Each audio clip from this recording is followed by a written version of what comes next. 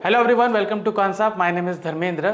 आज मैं बात करने वाला हूं कि किस तरीके से मैं वोलेटाइल मार्केट में ट्रेडिंग कर सकता हूं और वोलेटाइल मार्केट में किस तरीके से मैं जो मार्केट वोलेटिलिटी है उसका मैं फ़ायदा उठा सकता हूं और किस तरीके से मैं वहां पर ऑप्शन स्ट्रैटेजीज यूज़ करके मैं एक अच्छा खासा पैसा बना सकता हूं।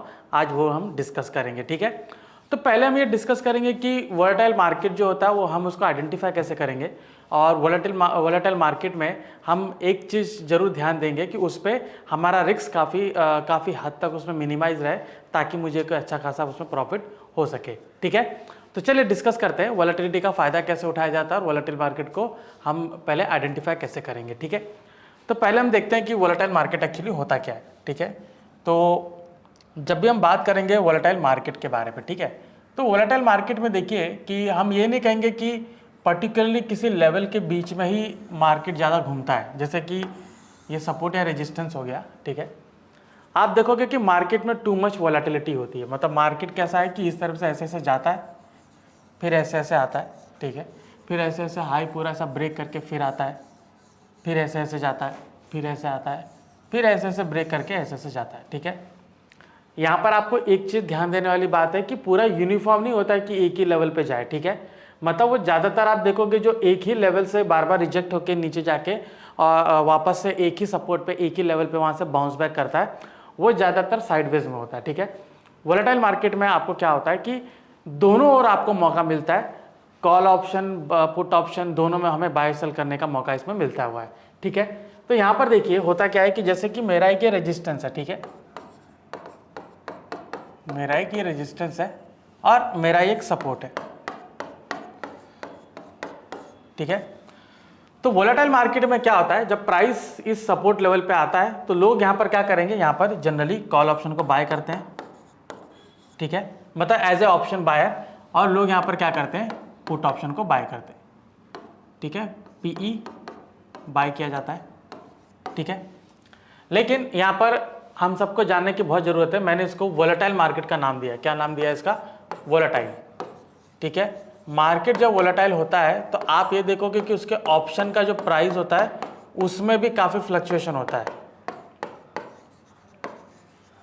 ठीक है, ऑप्शन प्राइस फ्लक्चुएशन, ठीक है। मतलब ये है कि इस पर्टिकुलर लेवल पे जो भी मैं लेवल बता रहा हूँ, ठीक है, इस पे अगर कोई ऑप्शन आपने लिया, मान लीजिए उसकी प्राइस है 350, जैसे बैंक निफ्टी की मैं बात कर रहा हूँ, ठीक है।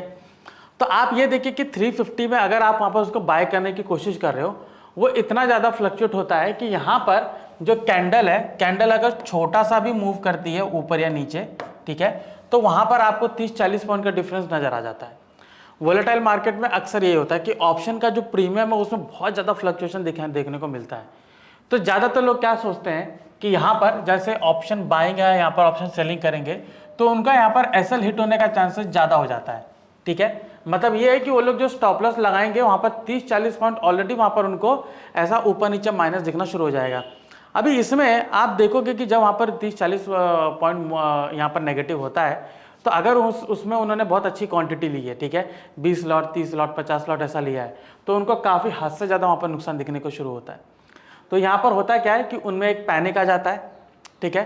पैनिक की वजह से क्या होता है, यहाँ पर वो लोग एग्जिट करना शुरू करते हैं, ठीक है। और यहाँ पर भी सेम तरीके से वो लोग क्या करेंगे, पैनिक करके सेल करना शुरू करेंगे। तो यहाँ पर जब भी वोलेटाइल मार्केट होता है तो आपको काफ़ी संयम बरतना पड़ता है, मैं ये कहना चाहूँगा, ठीक है। यहाँ पर वोलेटाइल मार्केट में क्या होता है मैं आपको वो बता रहा हूँ और आपको क्या करना चाहिए मैं ये बता रहा हूँ, ठीक है। तो यहाँ पे आपको काफ़ी संयम बरतना पड़ता है, ठीक है। तो ये जिस तरीके से वोलेटाइल होता है आपको इसके सामने, स्क्रीन के सामने बैठ के इसको देखना पड़ता है कि यहाँ पर अगर इस तरीके से वोलेटिलिटी है तो मैं यहाँ पर इस तरीके से बाय सेल कर सकता हूँ, ठीक है। अभी ये तो हो गया ऑप्शन बाइंग। अगर यहाँ पे मान लीजिए कि आपको हेजिंग करके अगर यहाँ पर करना होगा, हेजिंग करके मुझे स्ट्रैटेजी बनाने को, तो कैसे बनाएंगे, क्योंकि मार्केट तो वोलेटाइल है, वो घूम फिर के इसी तरीके से जाने वाला है। तो आप अगर हेजिंग करके जाएंगे तो एक स्ट्रेस फ्री स्ट्रैटेजी हो जाएगी, जहाँ पर आपको ये टेंशन लेने की ज़रूरत नहीं होगी कि ये 30-40 पॉइंट ऊपर नीचे हो रहा है तो मुझे ज़्यादा लॉस दिख रहा है, क्योंकि यहाँ पर अगर 30-40 पॉइंट का डिफरेंस दिख रहा है तो आपने जो दूसरा लेग ऐड किया है उसमें भी उसी तरीके का डिफरेंस दिखता है। तो जहाँ पे आपका लॉस हो रहा होगा एक जगह आपका प्रॉफिट हो रहा होता है, तो वो इस एक तरीके से मैं कहूँगा कि नेट ऑफ हो जाता है, ठीक है। तो जिसके वजह से जो लॉस हमें ज़्यादा दिखता है ना वो कम हो जाएगा, ठीक है। खैर उसके बारे में हम बाद में डिस्कस करेंगे। पहले हम डिस्कस करेंगे कि इसको मैं किस तरीके से आइडेंटिफाई करूंगा, ठीक है। अभी यहाँ पर जब मैं वोलेटिलिटी की मैं बात कर रहा हूँ, ठीक है, वोलेटिलिटी, तो यहाँ पर सबसे ज़्यादा मैं क्या देखूंगा, ओवाई डेटा देखूंगा,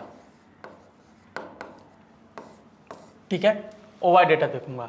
देखिए मार्केट वोलेटाइल कब होता है, जब हेवीली वहां पर बाइंग या सेलिंग होना शुरू होती है। मतलब ये क्लियरली मैं यहाँ पर बोलूंगा कि जैसे फ्यूचर का अगर मैं डेटा वहां पर देखूं, ठीक है, तो फ्यूचर के डेटा में आपको लॉन्ग बिल्टअप और शॉर्ट बिल्टअप आपको दिखेगा, करेक्ट, लॉन्ग बिल्टअप और शॉर्ट बिल्टअप आपको दिखेगा। इस तरीके से वहां पर जो फ्यूचर का डेटा है उसमें फ्लक्चुएशन देखना शुरू हो जाएगा कि लॉन्ग बिल्टअप भी ऐसा जारी है, शॉर्ट बिल्टअप भी जारी है, जिसके वजह से ना एक क्लियर डायरेक्शन नहीं मिलता है और मार्केट पूरी तरीके से एक पर्टिकुलर जोन में वोलेटाइल बना रहता है, ठीक है। अभी यहाँ पर आपको अगर इसमें ऑप्शन ओवाई डेटा अगर यूज करेंगे तो कैसे पता करेंगे, क्योंकि ऑप्शन ओवाई डेटा आपको सामने दिखेगा और वो टाइम टू टाइम चेंज होता रहता है, ठीक है। तो ऑप्शन डेटा में, ठीक है, आपको क्या देखना है कि जो आपका पर्टिकुलर स्ट्राइक है, जो आपका पर्टिकुलर स्ट्राइक है उस पे सीई राइटर्स यानी कॉल राइटर्स और पुट राइटर्स क्या कर रहे हैं, ठीक है। और ये आपको मल्टी स्ट्राइक पे देखना पड़ेगा, ठीक है, मल्टीपल स्ट्राइक पर देखना पड़ेगा। मल्टीपल स्ट्राइक पर अगर आप देखेंगे तो ये दोनों जो है ये तकरीबन बराबर चलेगा। ये इतना बड़ा अगर इसका बार है तो ये भी कुछ आसपास ही होता है, या थोड़ा सा डिफरेंसेस मैं बोल सकता हूँ कि ये थोड़ा सा बड़ा हो सकता है, या ये थोड़ा सा बड़ा होगा, ये थोड़ा सा छोटा होगा, ठीक है। तो मल्टीपल स्ट्राइक पे आपको इस तरीके का देखने को मिलेगा कि कॉल राइटर्स भी वैसे ज़्यादा है और पुट राइटर्स भी ज़्यादा है। अगर अनवाइंडिंग कहीं पर हो रही तो दोनों में साथ में कहीं पर होती है, या फिर बिल्टअप भी दोनों में साथ में बनना शुरू होता है। तो जिसके वजह से क्या होगा ना, मार्केट एक क्लियर कट डायरेक्शन नहीं मिलता, तो इसके वजह से उसके बीच बहुत वोलेटाइल होता है। मल्टीपल स्ट्राइक पे देखेंगे, आपने कई बार देखा होगा, ठीक है, खास करके आपको एक्सपायरी के दिन भी दिखता है कि वहां पर आप देखो कि मल्टीपल स्ट्राइक पे बहुत सारे राइटर्स रहते हैं, ठीक है। मल्टीपल स्ट्राइक पे बहुत सारे राइटर्स होते हैं क्योंकि वो एक्सपायरी के दिन जो वोलेटिलिटी होती है उसका फायदा उठाना चाहते हैं। एक्सपायरी के दिन जो वोलेटिलिटी होती है उसमें वो किस तरीके से एक अच्छा खासा जो वोलेटिलिटी है उसका प्रॉफिट बनाना चाहते हैं, ठीक है। तो चलिए कॉन्सेप्ट एप्लीकेशन पे चलते हैं और वहाँ देखते हैं कि ओपन इंटरेस्ट को अगर मैं देखूंगा तो किस तरीके से मुझे वहाँ पर मिल सकता है। तो मैं ट्रैक में जाऊँगा और यहाँ ओपन इंटरेस्ट को मैंने सेलेक्ट किया, ठीक है।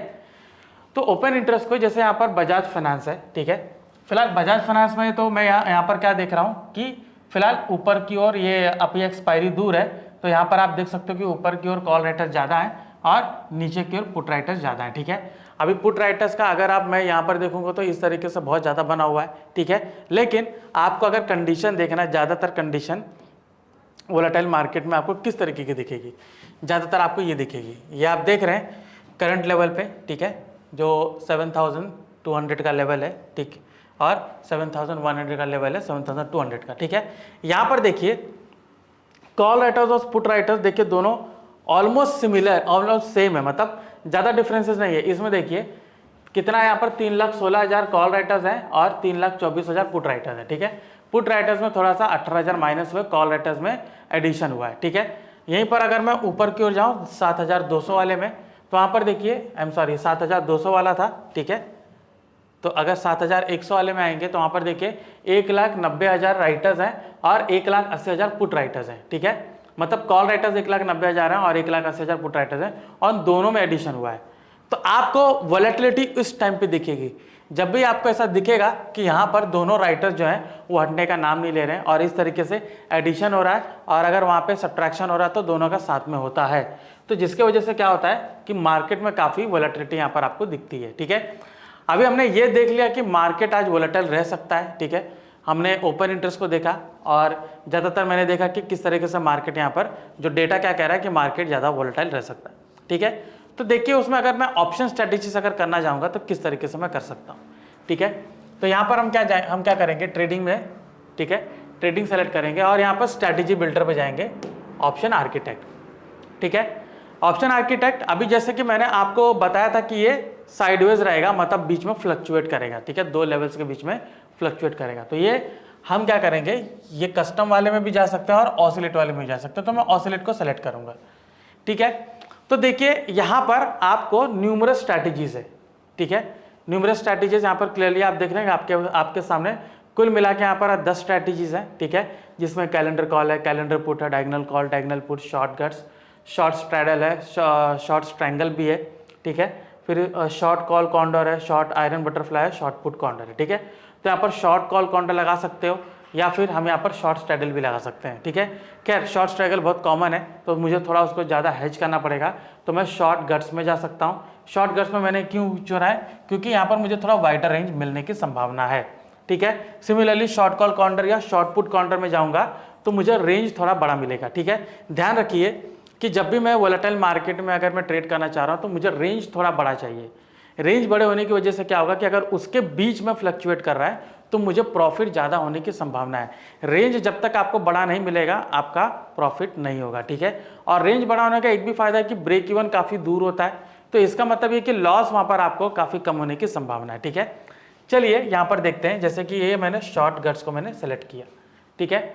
शॉर्ट गट्स को सेलेक्ट किया तो यहाँ पर आप देख सकते हो कि रेंज मेरा काफ़ी बड़ा है, ठीक है, रेंज मेरा काफ़ी बड़ा है, ठीक है। 6000 यहाँ पर देख सकते हो 6700 से लेकर 7300, इसके बीच में यहाँ पर मुझे सेलिंग करनी है। तो यहाँ पर देख सकते हो कि मुझे यहाँ पर ये दो रेंज बताया गया जहाँ पर मुझे कॉल और पुट को सेल करना है, ठीक है।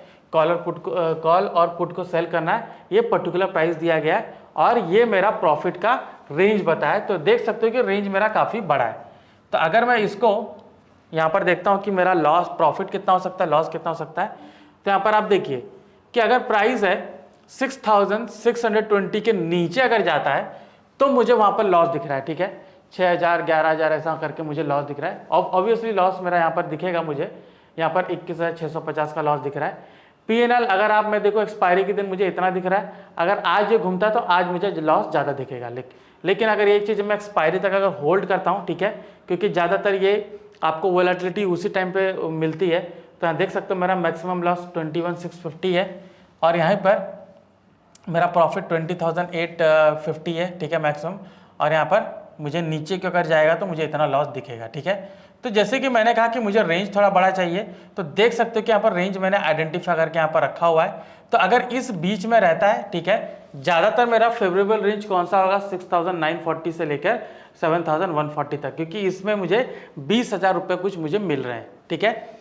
तो जब मार्केट में इस तरीके की वोलेटिलिटी होती है और आपको हेज करके अगर जाना है कि आपको पता है कि फिलहाल जैसे कि मान लीजिए इलेक्शंस है या फिर कुछ न्यूज़ आने वाली है या फिर हम ये कहेंगे कि उनका रिजल्ट आने वाला है, हम ये भी कह सकते हैं कि कुछ सरकार पॉलिसीज लाने वाली है, उसके पहले बाजार किसी भी डायरेक्शन में मूव नहीं करेगा, ज़्यादा वोलेटाइल रहेगा, तो तब जाके आप ये स्ट्रैटेजी अपना सकते हो, ठीक है। तो हमने एक स्ट्रैटेजी देखा, ठीक है। अभी इसके अलावा अगर मैं दूसरी स्ट्रैटेजी इसमें देखूंगा तो किस तरीके से अप्लाई होगा हम जरा चेक करते हैं, ठीक है। Just a minute, again oscillate, ठीक है। तो यहाँ पर शॉर्ट गट्स हमने देखा, ठीक है। शॉर्ट कॉल काउंटर देख लेते हैं, ठीक है।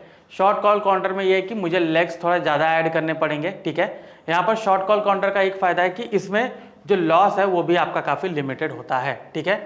लॉस काफ़ी लिमिटेड होता है और इसमें आपको 4 लेग इसमें ऐड करने पड़ते हैं, ठीक है। तो यहाँ पर देखिए मुझे अलग अलग कॉल ऑप्शन को बाय करना, अलग अलग कॉल ऑप्शन को सेल करना है, ठीक है। तो यहाँ पर देखिए अगर मैं इसका प्रॉफिट चेक करता हूँ तो देखिए मेरा मैक्सिमम लॉस यहाँ पर कितना है, 2238, ठीक है। मतलब अगर मैं इस स्ट्रैटेजी को एग्जीक्यूट करता हूँ तो मार्केट अगर ऑसिलेट हो रहा है, ठीक है, तो ठीक है मुझे फ़ायदा काफ़ी ज़्यादा होगा। लेकिन अगर मान लीजिए कि मेरे खिलाफ चला जाता है तो अगर इस तरीके से जाएगा तो मुझे मैक्सिमम लॉस 2238 हो सकता है, ठीक है, देख सकते हो। और मुझे मैक्सिमम प्रॉफिट यहाँ पर कितना हो रहा है, 10,263। तो ऑलमोस्ट आप देखोगे कि मुझे 1:5 का रेशो मिल रहा है। स्टॉप लॉस मेरा सिर्फ 2000 का है और टारगेट मेरा 10,000 के ऊपर का है, ठीक है। तो मुझे 1:5 का रेशो मिल रहा है और ये स्ट्रैटेजी अगर मुझे इस तरीके का रिटर्न देगी तो मैं डेफिनेटली उसको एग्जीक्यूट करूंगा, ठीक है। सो आई होप आपको ये सेशन पसंद आएगा कि किस तरीके से मैंने वोलेटाइल मार्केट में ऑप्शन स्ट्रैटेजी को एग्जीक्यूट किया, वोलेटाइल मार्केट को किस तरीके से मैंने आइडेंटिफाई किया, वोलेटाइल मार्केट में किस तरीके से ऑप्शन बायर्स जो होते हैं वो ट्रेड करते हैं और उनको क्या परेशानी फेस करनी पड़ती है, तो उसको कैसे टैकल करना चाहिए मैंने वो बताया। और ऑप्शन स्ट्रैटेजी के साथ अगर एग्जीक्यूट करना चाहते हैं, क्योंकि आपके सामने स्क्रीन के सामने बैठने की ये कहेंगे कि टाइम ज़्यादा नहीं है, ठीक है, आपके पास कुछ अलग भी इंपॉर्टेंट काम भी है, तो आप ये स्ट्रैटेजी एग्जीक्यूट कर सकते हैं, ठीक है। सो आई होप आपके सेशन पसंद आएगा तो प्लीज़ इस वीडियो को लाइक एंड शेयर कीजिएगा। कॉन्सेप्ट एप्लीकेशन के बारे में अगर कुछ जानना चाहते हैं तो ऊपर दिए गए मेंशन नंबर पे कॉल करके आप पूरी जानकारी प्राप्त कर सकते हो। और भी ऐसे जानकारीपूर्ण तत्व जानने के लिए कॉन्सेप्ट से जुड़े रहिए। मैं धर्मेंद्र राजभर, आपका धन्यवाद।